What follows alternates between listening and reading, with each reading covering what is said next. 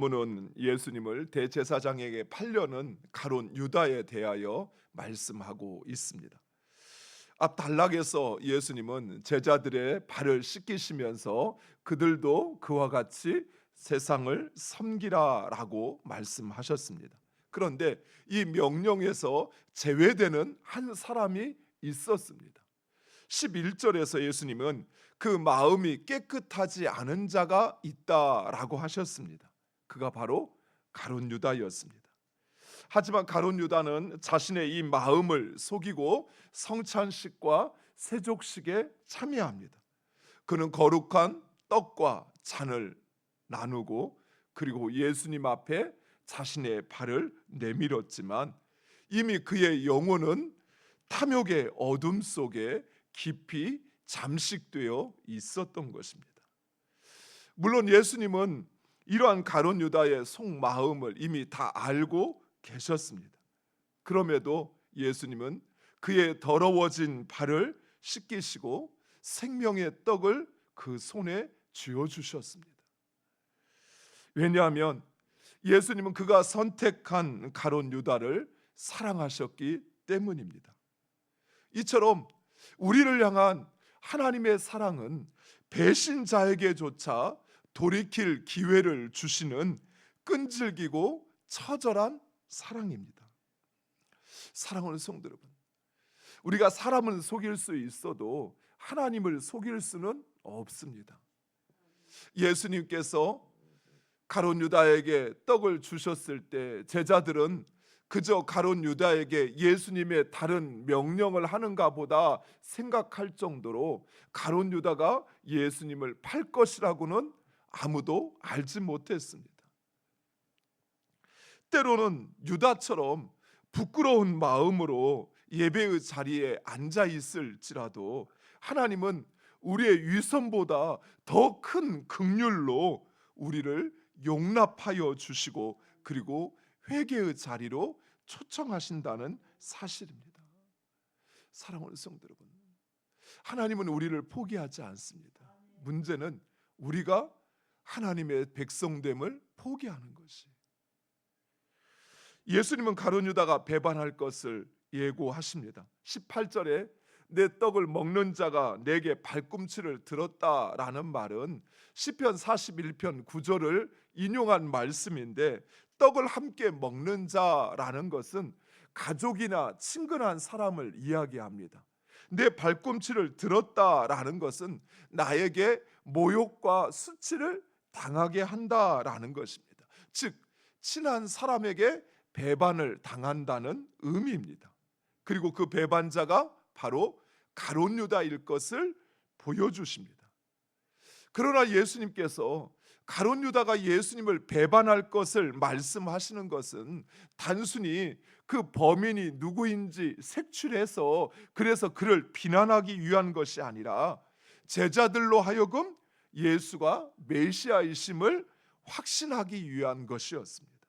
즉 이제 곧 예수님은 가룟 유다의 배신으로 인하여 붙잡혀 고난을 당하시고 죽게 되실 텐데, 이 모든 일이 가룟 유다의 배신과 또는 대제사장의 계략이 아니라 하나님의 뜻과 계획 가운데 이루어지는 하나님의 구원의 역사라는 사실을 알기를 원하셨던 것입니다.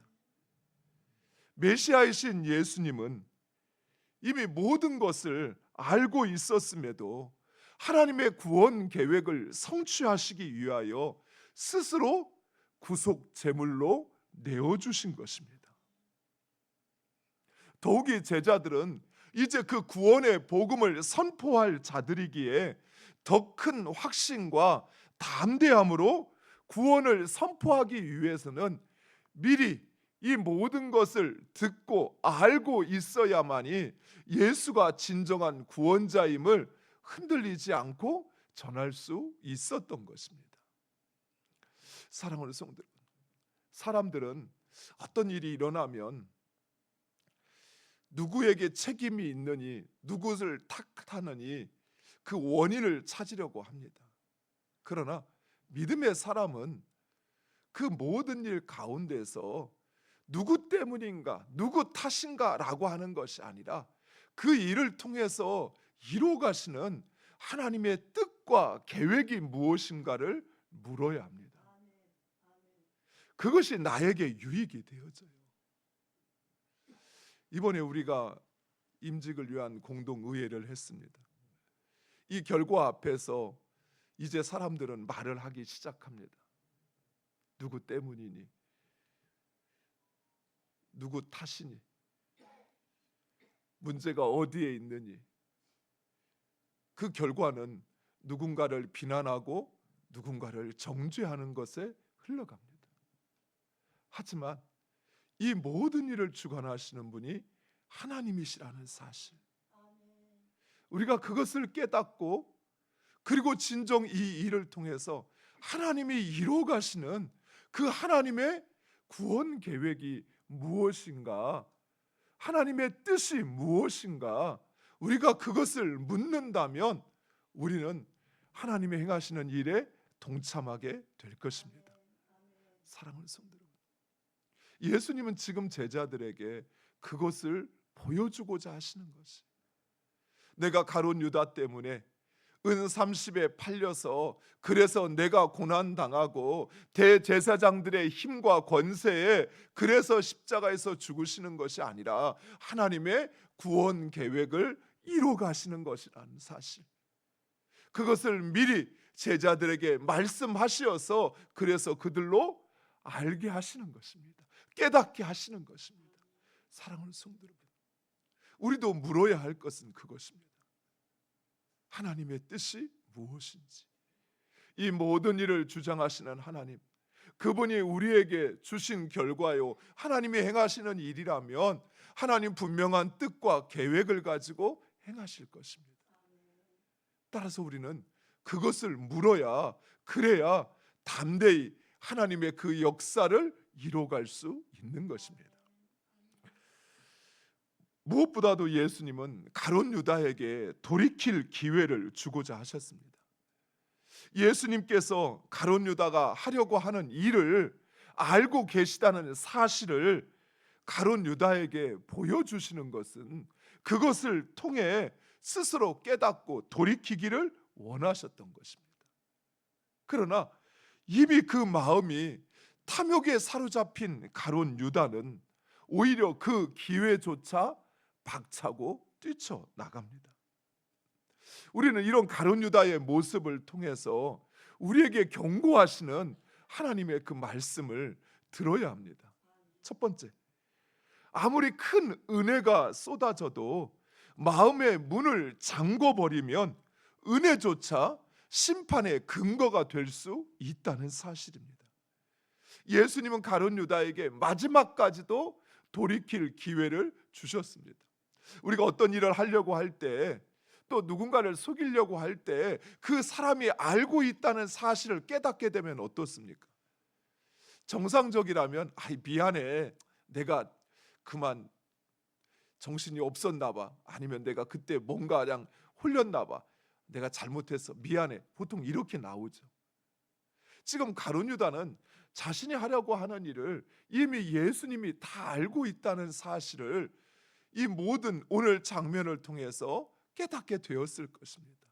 하지만 가룟 유다는 오히려 그 은혜를 자신이 심판받을 수밖에 없는 그 근거로 만들어 버렸습니다. 마지막까지도 예수님이 주신 기회를 박차버리는 결과를 가져온 것입니다. 두 번째, 죄에 깊이 중독되어져 버리면 회개의 기회조차 성가신 방해물로 여길 뿐이라는 사실입니다. 가룟 유다에게 예수님의 그 따뜻한 섬김과 내어줌보다 그에게는 은 30냥이 더 크고 중요했던 것입니다. 예수님께서 손수 그의 발을 씻으시고 닦아주실 때, 이것은 너희를 위하여 흘리는 내 피요 내 살이라 말씀하시며 생명의 떡을 내어줄 때, 가룟 유다의 마음은 그 예수님의 섬김과 사랑보다 은 30이 더 크게 다가왔던 것이.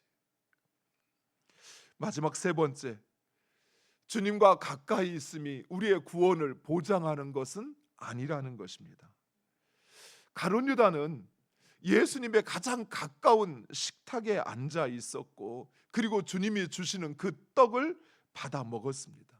그러나 그의 마음은 이미 주님으로부터 멀리 떨어져 있었다는 사실이에요. 우리가 교회에 얼마나 오랫동안 있느냐, 얼마나 많은 일을 행하였느냐라고 하는 것은 나의 영적인 안전을 보장하지 않습니다. 중요한 것은 내 마음의 중심이 어디를 향하고 있느냐라고 하는 것이에요. 내 마음의 중심이 하나님을 향하고 있다고 한다면, 내 마음이 그 하나님으로부터 떠나 있지 않다고 한다면, 내가 아무리 적은 일을 하고 내 힘이 교회에 크게 영향을 미치지 않는다 할지라도, 그러나 우리의 섬김은 하나님의 나라를 이루시는 통로요, 하나님이 역사하시는 하나님의 일이 되는 것입니다. 그런데 내 중심이, 내 마음이 하나님 아닌 다른 것에 관심이 가버렸어요. 오히려 그 일을 통해서 내가 얼마나 명예스러워지느냐, 내가 얼마나 나에게 이익이 되느냐라고 하는 마음 속에 있다고 한다면, 또 내가 이런 사람이야 라고 하는 것을 드러내는데 내 마음의 중심이 있다고 한다면, 그것은 결코 내 영적인 안전을 그것이 보장하는 것은 아니라는 사실이에요.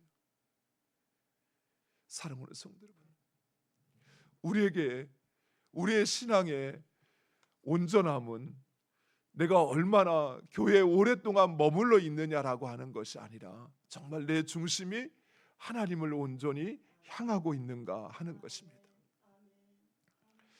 가룟 유다가 예수님을 등지고 나간 때는 오늘 우리가 읽은 30절 말씀에 밤이었다라고 이야기합니다. 그렇습니다.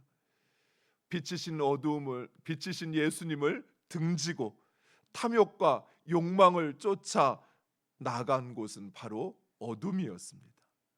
그 어둠으로 나갈 것인지, 아니면 빛이신 주님 앞에 엎드려 회개하고 빛에 머물 것인지, 그 선택은 바로 우리에게 있습니다. 사랑하는 성도 여러분, 때로는 내 실수와 내 연약함과 내 잘못과 내 죄가 드러날지라도, 그러나 우리 주님은 그 모든 것을 용납하실 만큼 우리를 사랑하십니다.